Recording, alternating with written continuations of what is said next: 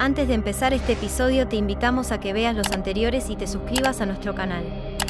Telepatía peronista, venimos a comunicar la utopía. Empecemos.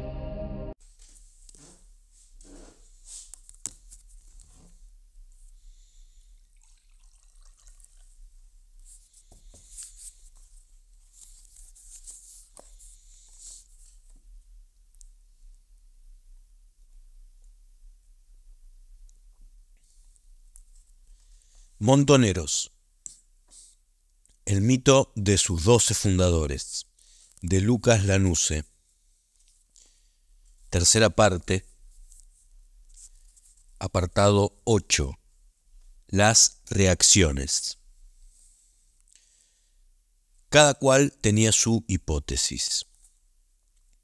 Apenas conocido el secuestro de Aramburu, una pregunta comenzó a circular aceleradamente por despachos oficiales, redacciones, bares, encuentros políticos y hogares, quienes lo habían llevado a cabo y qué se proponían. Inmediatamente se tejieron todo tipo de especulaciones. Mientras no hubo pistas firmes acerca de los autores, la incertidumbre era mayúscula, cada cual tenía su hipótesis, decía el editorial político de la revista Periscopio, a pocos días de que Aramburu desapareciera de su casa, y continuaba. Pudieron clarificarse 5. 1. Autosecuestro. Liberales inician un golpe poniendo en salvo a su jefe. 2. Provocación nacionalista para enfrentar a gobierno y fuerzas armadas. 3. Venganza del peronismo. Culminaría el 9 de junio.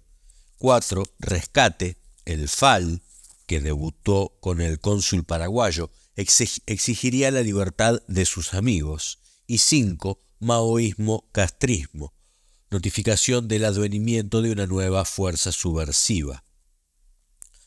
Dentro de estas hipótesis no se incluyó una sexta, sostenida con énfasis por el círculo de allegados a Aramburu, que debido al proyecto político del expresidente, el secuestro había sido planificado o al menos instigado por los sectores nacionalistas del propio gobierno, a través del ministro del Interior Francisco Imaz y de los servicios de inteligencia. Si ese hubiera sido el caso, el resultado fue el inverso al buscado. Onganía fue obligado a renunciar el 8 de junio y 5 días más tarde se anunciaba que el nuevo presidente sería el general Roberto Marcelo Livingston, hasta ese momento agregado militar y delegado en la Junta de Defensa Interamericana en Washington. Curiosamente, cuando tras la toma de La Calera comenzó a conocerse la identidad de algunos montoneros, el desconcierto fue en cierto sentido aún mayor. Los antecedentes o supuestos antecedentes de muchos guerrilleros confundían el panorama. La misma revista Periscopio, que a comienzo de junio barajaba 5 hipótesis distintas, en un artículo escrito 50 días después, no parecía haber avanzado demasiado en las certezas. Una nota escrita con motivo de la reciente aparición del cadáver de Aramburu comenzaba de la siguiente manera. Entre los puntos oscuros de esta historia hay uno que merece primordial atención, la ideología o militancia política de sus autores, ya que los diarios insistían en que cubría una extensa gama desde la izquierda extrema hasta la ultraderecha. Ante esta aparente paradoja, el periodista deslizaba la posibilidad de que no se tratara de una alianza entre posiciones extremas, sino de la sencilla eterna infiltración de una fuerza por la otra. Siempre según este artículo, los elementos para la confusión abundaban, ya que varios guerrilleros descendían de la burguesía provincial cordobesa y la mayoría profesaba con fervor el catolicismo. Cuesta creer que devotos católicos, aún inficionados de marxismo y admiración por el exiliado madrileño, maten a sangre fría a un dirigente como Aramburu que no les molestaba. Aún así, la nota destacaba que los guerrilleros eran casi todos adolescentes, adoctrinados en materia de confusión y de intriga en Cuba o en el país. El mismo artículo repasaba los antecedentes de varios montoneros y los mismos tampoco ayudaban a despejar demasiadas las dudas. De Fernando Abal Medina se mencionaba su paso por Cristianismo y Revolución, su viaje a Cuba en 1967 y su supuesta vinculación al año siguiente con quienes editaban Verbo y más tarde habían organizado una distribuidora de publicaciones de ignota y sólida capacidad financiera con olor a España, que canalizaba literatura adversa a las nuevas corrientes de la Iglesia. A la misma secta derechista se lo vinculaba a Luis Alberto Losada. Emilio Massa, por su parte, era sindicado como fundador en Córdoba de la derechista Guardia Restauradora. En rigor de verdad, estos últimos datos otorgados por la revista difícilmente fueran ciertos, pero la anterior militancia de muchos montoneros en agrupaciones católicas tradicionalmente nacionalistas y conservadoras los tornaban creíbles. El mismo periodista destacaba, por ejemplo, el caso de Mario Eduardo Firmenich, líder de la Juventud Estudiantil Católica y firme candidato a su presidencia, y el paso del mencionado Massa y de Ignacio Vélez por el Liceo Militar General Paz, luego en donde, siempre según el artículo, el último comulgaba todos los días. Izquierda y derecha son palabras demasiado viejas para describir la cambiante realidad, concluía la nota. Tampoco cuadra hablar de revolucionarios, es otra locución equívoca que podría sustituirse por la de aprendices políticos enfermos de romanticismo. No es raro hoy hallar en todos los países del mundo grupos de esta clase, infestados por los servicios de inteligencia y conducidos entre bambalinas por otros políticos, realistas, ellos sí, y suficientemente cobardes para dictar sus órdenes criminales desde las sombras. A los aparentemente contradictorios antecedentes de los guerrilleros se sumaba, para abonar al desconcierto, la amplitud de las ideas expuestas en los primeros comunicados de Montoneros. Por lo pronto, en los que se conocieron con motivo del secuestro de Aramburu, la toma de la Calera y los sucesos de William Morris, aparecía en 27 oportunidades la palabra pueblo, 6 veces la palabra patria libre, justa y soberana, solamente 2 veces el concepto clase trabajadora o clase obrera, y nunca la palabra socialismo. Era esa laxitud la que probablemente explique la emisión de comunicados como el de los jóvenes de Acción Católica de la Arquidiócesis de Buenos Aires, JAC, en julio de 1970, aclarando que Fernando Luis Abal Medina, a quien se le acusa de haber participado en el secuestro del teniente general Aramburu, no es de ideología comunista, sino una persona de clara militancia católica. Como lo demuestran los documentos emitidos por las organizaciones o grupos a los cuales habían pertenecido en la segunda mitad de la década de 1960, el propio Abal Medina y Emilio Massa, el recorrido ideológico realizado por los jóvenes montoneros había llegado bastante más lejos de lo sugerían algunos remotos antecedentes o los primeros comunicados de la organización, aunque desde ya no todos podían saberlo. Si bien las versiones conspirativas acerca de las verdaderas motivaciones de Montoneros nunca cesaron, con el transcurrir de los meses muchos medios de comunicación y una parte importante de la población lograron conciliar en forma relativamente armoniosa algunos antecedentes de los guerrilleros con los sucesos que los tenían ahora por protagonistas. Un artículo de la revista Panorama de octubre de 1970, comparándolos con la FAP, afirmaba: los montoneros también reivindican al peronismo, pero desde una perspectiva social cristiana y populista. Sus textos los muestran como llegados al justicialismo más por un análisis de la situación actual. Allí está el pueblo, afirman, pero por provenir de esa tendencia. Los integrantes de ese grupo que se conocen provenían todos de hogares de clase media y seguramente sus padres militaron entre 1946 y 1955 en la oposición. Agresión ideológica del extremismo. Más allá de las dudas que pudieran abrigarse acerca de la identidad y motivaciones de los autores del hecho, el secuestro de Aramburu generó furibundas condenas desde distintos sectores.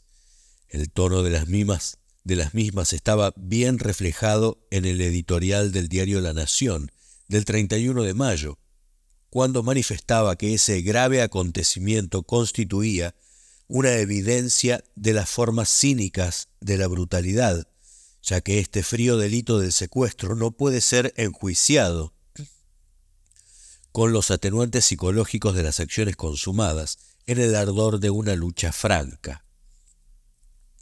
En el lapso de un mes y medio, 2 presidentes de la República se refirieron al hecho en términos lapidarios. Cuando el 2 de junio de 1970 se dio a conocer el comunicado informando la ejecución del expresidente, Onganía pronunció un tenso discurso denunciando la agresión ideológica del extremismo, que en escala continental golpea todas las fronteras de América y del mundo, y anunció la instauración de la pena de muerte. El mensaje leído por Livingston poco después de confirmarse el hallazgo del cadáver de Aramburu, por su parte, no fue menos contundente. Conciudadanos, la nación ha sido herida, del modo más torpe, por la ceguera, el fanatismo y la crueldad. El teniente general Aramburu ha sido asesinado por un grupo de individuos a quienes solo mueven el odio y la destrucción. Al desconcierto y rechazo que originalmente generaron los guerrilleros en las clases dominantes, el gobierno y las Fuerzas Armadas pronto se vino a sumar una ascendente sensación de amenaza. En efecto, las agrupaciones armadas y otras expresiones del arco revolucionario comenzaron a ser vistos como un serio peligro para el sistema político, social y económico vigente. No debe perderse de vista que durante el segundo semestre de 1970 las agrupaciones guerrilleras expandieron en forma geométrica su actividad, tal como lo reflejaba una editorial de la revista Panorama a fines de ese año. Decía la nota que a mediados de diciembre los representantes de todas las áreas de la revista habían aportado sus candidatos a la última etapa del año, que estaría consagrada al personaje de 1970. Una semana más tarde, continuaba el editorial, la abrumadora enumeración de los atentados terroristas que sacudieron a los argentinos durante el año puso fin al debate. La gelinita, la metralla, los secuestros, los robos políticos eran sumados. No solo el personaje dominante de estos 12 meses también había marcado a fuego la historia argentina. A título de ejemplo se mencionaban 4 operativos guerrilleros, 2 de los cuales habían sido protagonizados por montoneros, la ejecución de Aramburu y la toma de La Calera. Algunos interpretaban la nueva realidad dentro del marco de la Guerra Fría y veían a las organizaciones guerrilleras como una manifestación concreta del intento del bloque marxista por extender sus dominios en el Tercer Mundo a través de la guerra revolucionaria. Este esquema explica, por ejemplo, las palabras que el comandante en jefe del ejército, general Alejandro Agustín Lanusse, pronunció ante sus subordinados el 29 de diciembre de 1970. Después de un siglo, la nación está nuevamente en guerra y el ejército en operaciones. La guerra no es una contienda clásica de fronteras, sino que se desarrolla por otros medios y en batallas por la conquista de las mentes y los corazones. 2 días después, los discursos de Lanusse, el subjefe de la policía bonaerense, realizaba un comentario que contenía todos los condimentos de este tipo de interpretaciones. Decía el oficial: nuestro país, tierra tradicionalmente de paz, de trabajo y de derecho, se ve agredida hoy por las acciones de la guerra revolucionaria, todavía ante un gran sector de la sociedad absorto, inerme, que no atina ni siquiera a la defensa vigorosa de los principios que sustentan su estilo de vida. Según el policía, por la vía del asesinato, el secuestro, el robo, el saqueo y la destrucción organizada, se pretendía generalizar la violencia para imponer estructuras comunistas caducas, perimidas, basadas en el yugo a millones de hombres que gimen su dolor sin esperanzas, que viven en el ultraje a su espíritu y condición de ser humanos. Tras el vivorazo de marzo de 1971, la perspectiva para estos sectores no era mucho más alentadora. El régimen no demoraría en cambiar su estrategia y pronto llegarían los tiempos del GAN. No eligieron el camino fácil. Para los grupos de cristianos radicalizados del cual habían surgido los montoneros, conocer los nombres de los guerrilleros y legitimarlos fue prácticamente una misma cosa. Ellos mejor que nadie sabían de dónde provenían y qué se proponían los jóvenes militantes, por lo cual respetaban su lucha e incluso muchos la apoyaban en forma explícita.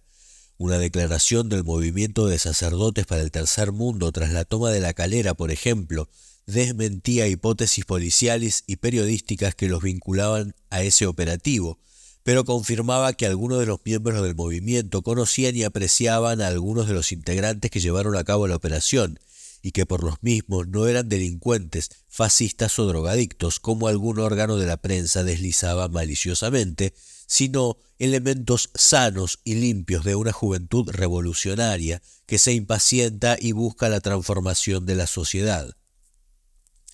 De la misma manera, y tras las primeras muertes montoneras, la revista Cristianismo y Revolución se refería a Emilio Massa, Fernando Aval y Carlos Ramos como tres combatientes caídos que debían ser evocados a pesar de las calumnias con que el régimen intentaba tergiversar sus memorias.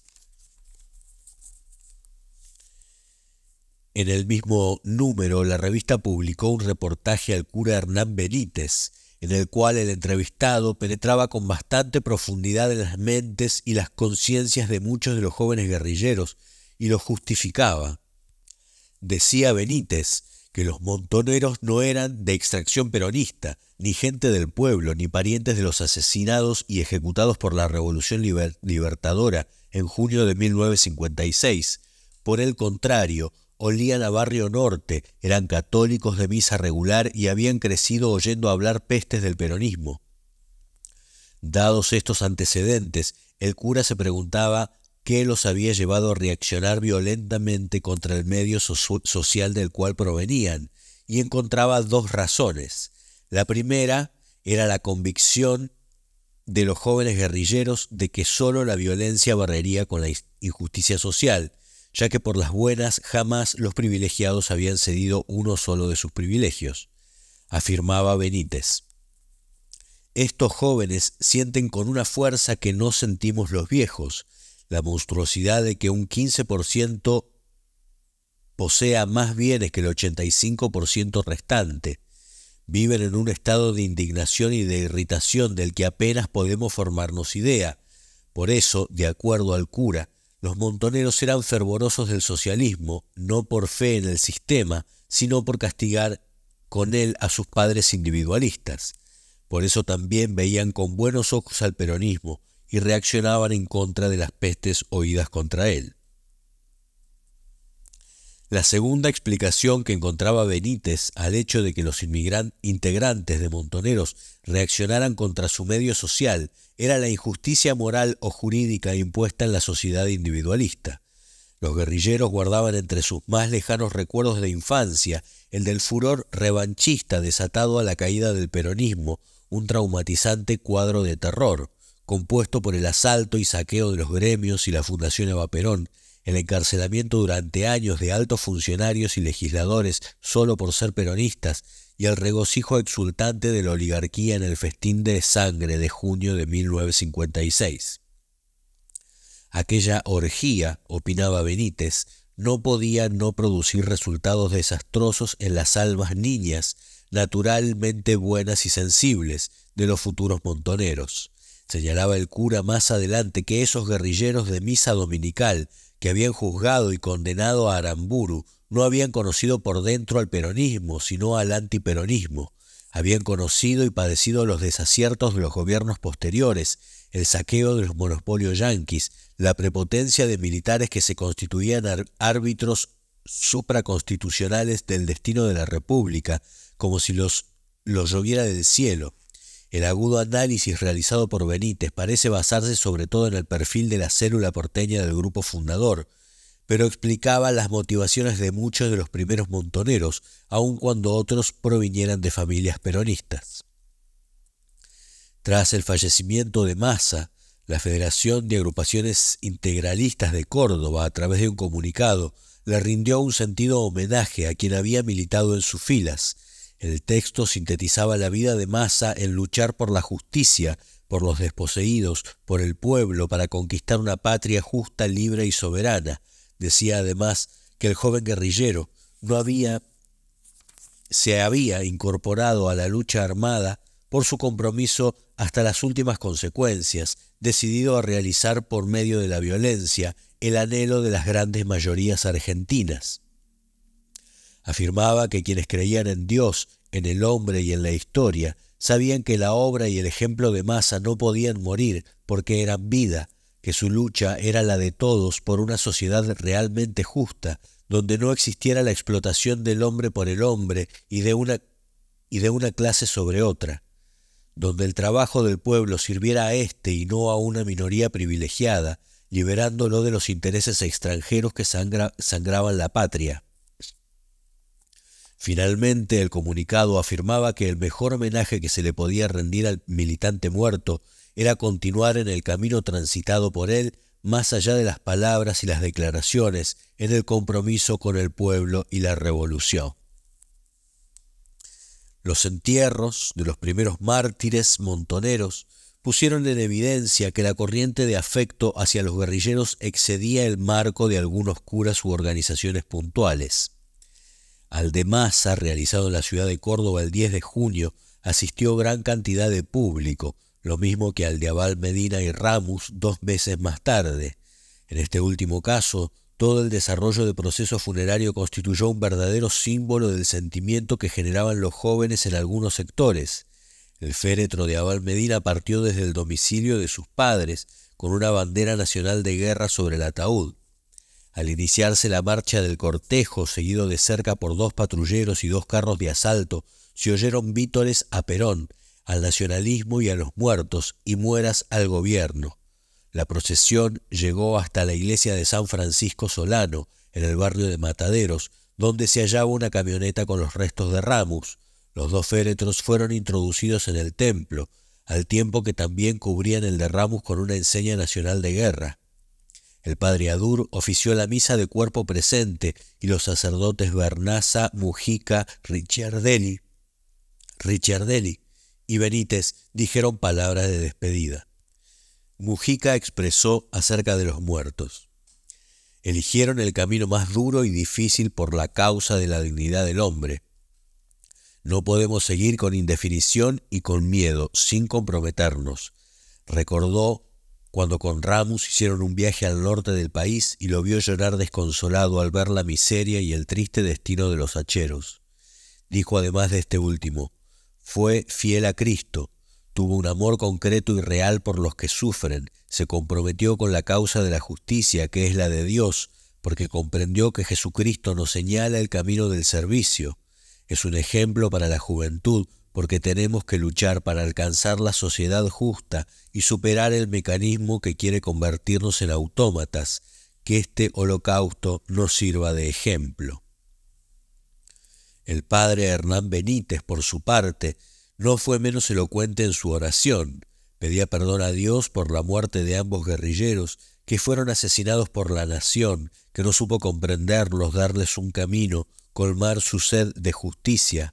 Afirmaba que la sociedad había juzgado y castigado, pero que si Abal Medina y Ramos tenían que responder a la inquisitoria del Señor: «¿Has dado de comer al hambriento y de beber al sediento?», ellos podían responder que habían dado sus vidas para que en el mundo no hubiera hambre ni sed.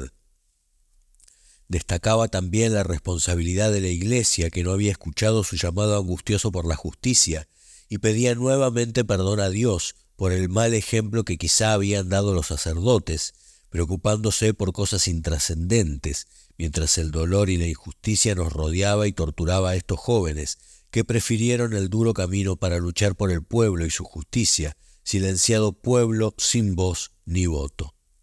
Agradecía a Dios por esos muchachos, de quienes concluía: no eligieron el camino fácil. Luego de las oraciones, el cortejo, con los dos féretros, partió rumbo al cementerio de la Chacarita, siempre vigilado de cerca por efectivos de la Guardia de Infantería, que en un momento pidieron a los familiares que quitaran de los ataúdes los emblemas nacionales, porque de lo contrario no se les permitiría continuar la marcha. Hubo otros sucesos de la época que permitían inferir un apoyo hacia Montoneros, aún fuera de los círculos estrictamente cristianos. Eran comunes las escenas de reivindicación en universidades de distintos lugares del país. Tras la toma de La Calera, por ejemplo, en Córdoba, se realizaron asambleas en centros estudiantiles en apoyo de los guerrilleros presos. El 10 de septiembre, por otra parte, en la Facultad de Filosofía y Letras de la Universidad de Buenos Aires, un grupo de jóvenes interrumpió una clase que se desarrollaba en el aula magna. Uno de ellos pidió 1 minuto de silencio en memoria de Abal Medina Ramos y otros muertos por la lucha del pueblo. Afirmó que la muerte de Aramburu había sido un acto ejecutado por la justicia popular y alentó la violencia como método para acceder al poder. El orador y quienes lo acompañaban se retiraron cantando la marcha peronista.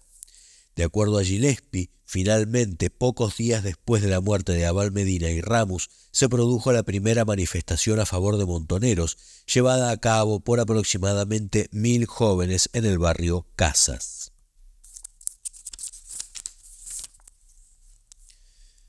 A estos no los para nadie.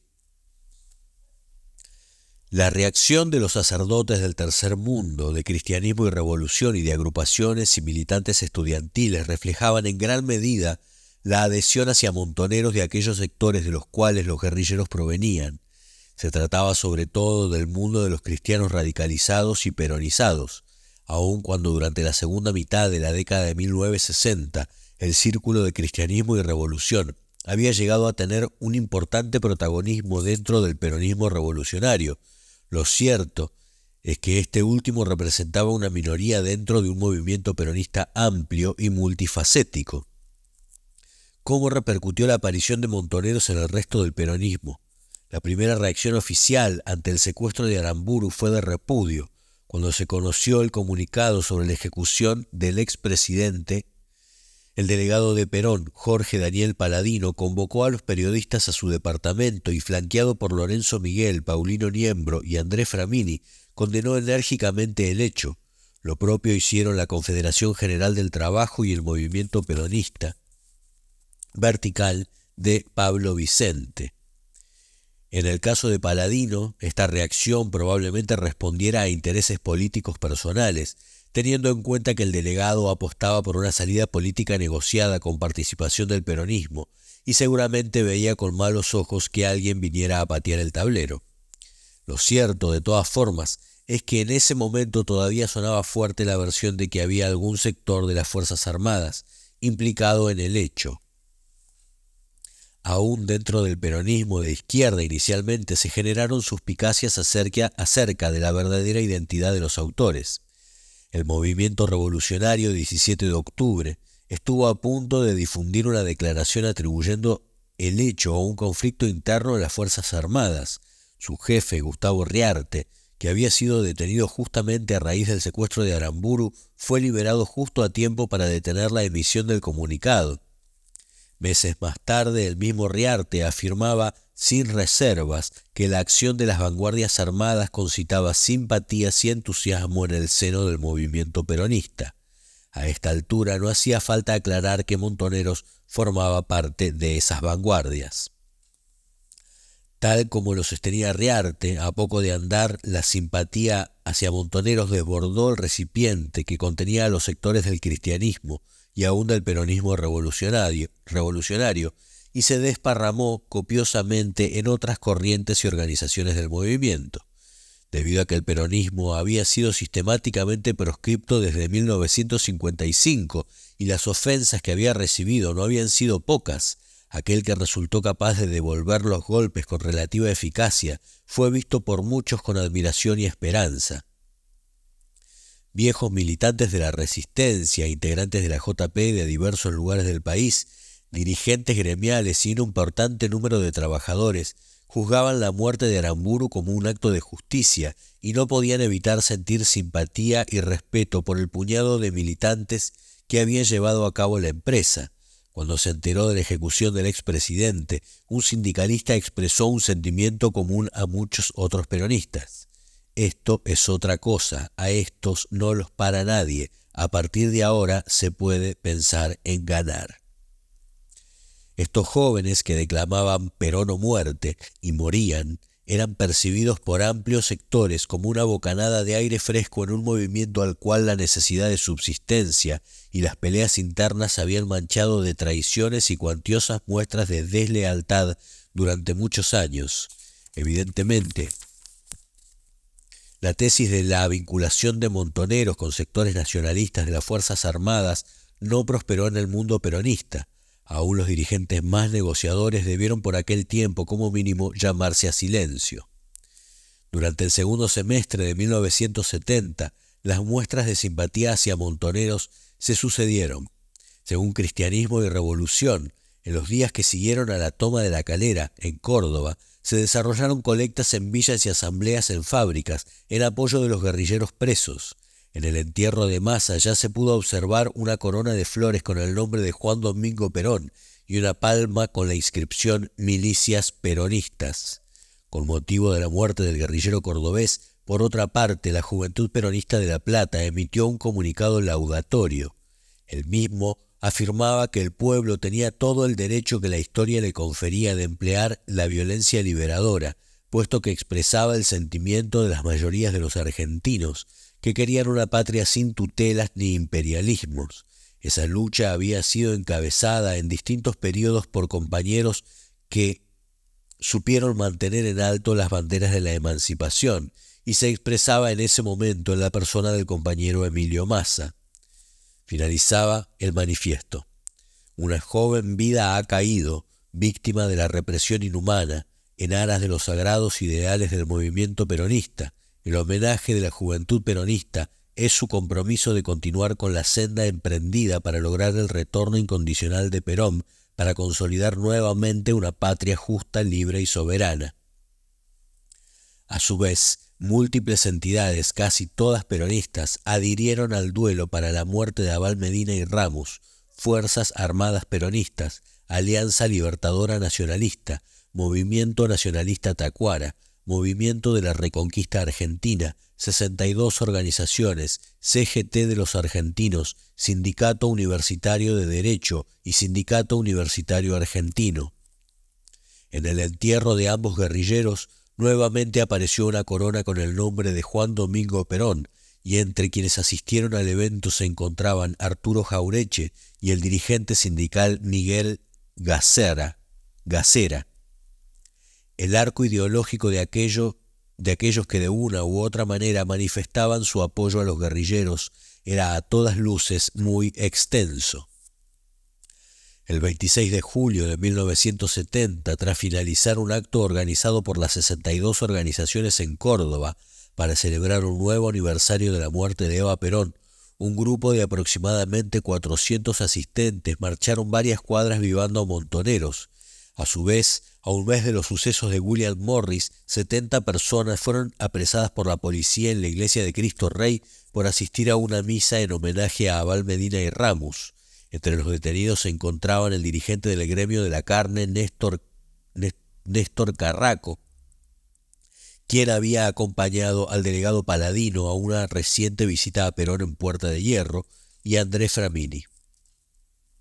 Este último había sido uno de quienes flanquearon a Paladino cuando el delegado defenestró el secuestro de Aramburu a poco de ocurrido. La mayor afinidad con la guerrilla se daba en general de parte de los líderes más combativos del peronismo. En un reportaje conjunto realizado a fines de 1970, a los dirigentes sindicales Ricardo de Luca de Navales, Miguel Gacera de Fideeros, Mario Aguirre de Trabajadores del Estado de Rosario y Agustín Tosco, el único que no era peronista, de Luz y Fuerza de Córdoba, una de las preguntas disparaba: ¿cuál es su opinión sobre la acción emprendida por las Fuerzas Armadas peronistas y organismos similares que estiman que la lucha armada es el único camino a seguir? De Luca respondió que la acción organizada de estos compañeros es la acción lógica de los jóvenes puros, valientes y revolucionarios que llegaron al hartazgo de la violencia que a diario el régimen aplica contra el pueblo de la patria. Gacera y Aguirre se expresaron en términos muy similares. Aún Tosco, que aclaró que prefería las formas de lucha que tuvieron la mayoría del pueblo como protagonista, veía la violencia como legítima respuesta a la violencia de la opresión. La cárcel también era testigo de las muestras de simpatía hacia Montoneros. En muchos casos, los carceleros y aún los directores de los penales se reconocían peronistas y en consecuencia protegían a los montoneros presos. Los guerrilleros encarcelados recibían además visitas de desconocidos para manifestarles apoyo y admiración. De la misma manera, numerosos dirigentes del peronismo, y algunos que no lo eran, tenían permanentes atenciones para con los montoneros encarcelados y en muchos casos iban a verlos personalmente. Entre otros, el líder de la CGT de los argentinos, Raimundo Ongaro, visitó a los presos en Córdoba a fines de 1970. Por otra parte, la UOM de Alejo Simó les regaló una heladera y Esmata de Elpidio Torres les enviaba periódicamente parrilladas que debían compartir con otros convictos para poder terminar. Desde ya no tardaron en producirse crispaciones entre los partidarios de la guerrilla y algunos sectores sindicales y políticos del peronismo. El 17 de octubre de 1970, en un nuevo aniversario del Día de la Lealtad Peronista, las 62 organizaciones programaron un acto en Córdoba que reunió alrededor de 10.000 personas. Hubo varios oradores, entre ellos el secretario general de la CGT, José Ignacio Rucci. Desde un sector del público partieron gritos a favor de montoneros y se pretendió un homenaje a Abal Medina, Ramos y Massa. La iniciativa provocó la ira de los adictos a Paladino y Rucci, que querían echar a los comunistas. De acuerdo al comentario de la revista Primera Plana, el asunto no pasó a mayores, pero los ruchistas quedaron con la sangre en el ojo y casi la emprendieron luego contra los estudiantes del integralismo, a quienes también acusaron de ser bichos colorados. La misma revista consigna que tras los cruces verbales en aquel acto finalmente la paz imperó. ¿Sería siempre así? Algunos elementos permitían suponer que el asunto era complejo. Por lo pronto, Montoneros y el resto de las agrupaciones armadas peronistas comenzaron a dividir al peronismo por ejes distintos a los habituales. Traían consigo una metodología y un discurso ajenos en general al peronismo tradicional, o por lo menos mayoritario, y comenzaban a disputar con relativo éxito espacios de poder dentro del movimiento. A poco de andar se transformaron en una prestigiosa carta de presentación dentro del peronismo, pero a la vez removían peligrosamente las aguas. No debe perderse de vista que aun cuando hechos como la muerte de Aramburu concitaban una mayoritaria simpatía, esa simpatía no implicaba necesariamente que se compartieran las ideas de los guerrilleros. Por otra parte, debe pensarse que algunas muestras de apoyo, fundamentalmente las que provenían de algunos dirigentes, podían responder a una especulación política, ya que no parecía prudente renegar de estos jóvenes que a través de su accionar concitaban un importante apoyo en las bases y, como veremos, del propio Perón. ¿Qué decía acerca de la actividad de la guerrilla peronista el líder exiliado en Madrid? Tras el secuestro de Aramburu y a diferencia de algunos dirigentes que condenaban enérgicamente el hecho, Perón guardó silencio. Con el tiempo, su apoyo a Montoneros y la guerrilla se fue tornando explícito. El jefe del movimiento había percibido con claridad que esta nueva presencia le otorgaba una carta decisiva para golpear al régimen y negociar en mejores condiciones. No sería él quien le sacara las papas del fuego al gobierno, desautorizando a quienes, invocando su nombre, le asestaban golpe tras golpe. Tampoco sería él quien condenara a aquellos que ponían en riesgo sus vidas y recuperaban para el peronismo gran parte de la mística y la iniciativa perdidas. Además, el surgimiento y crecimiento de esta corriente dentro de su movimiento le otorgaban más herramientas para conducir al conjunto, contrabalanceando el siempre temible poder sindical. A muchos de quienes lo visitaban en España, y cada vez eran más, Perón les hacía saber de su satisfacción con las organizaciones armadas. A mediados de 1970, por ejemplo, recibió en Puerta de Hierro a Alcira Argumedo, docente de las célebres cátedras nacionales. En una parte, y refiriéndose a la guerrilla peronista, Argumedo le preguntó al líder: ¿Usted cree que hay que dar apoyo a estos grupos? Perón le guiñó el ojo y le respondió: son nuestros, hay que apoyarlos. En otra ocasión, Perón envió un libro autografiado a un grupo de montoneros presos en Córdoba. Además de los dichos y hechos, el líder dejó documentada su posición en más de una oportunidad. En febrero de 1971, en una carta que le escribió a la organización en respuesta a otra que había recibido, los trataba de compañeros montoneros y les enviaba un gran abrazo. Refiriéndose al secuestro y muerte de Aramburu, les decía: «Estoy completamente de acuerdo y encomio todo lo actuado». Aún más contundente fue la misiva que Perón le envió a Carlos Maguid, montonero condenado por el caso Aramburu. En el texto, el exiliado manifestaba haber seguido como propia la odisea vivida por el guerrillero, como motivo del ignominioso juicio que terminó con su inicua condena. Afirmaba que eran tristes días para el país, ya que los verdaderos patriotas eran objeto de la persecución más despiadada. Más adelante le decía: «Es larga ya la lista de los mártires y de los héroes que están honrando las filas de nuestro justicialismo. Nuestra obligación para con ustedes constituye un deber de conciencia que ningún peronista podrá olvidar. Ya llegaremos un día los que hemos de liberarlos y ofrecerles la reivindicación que los héroes merecen».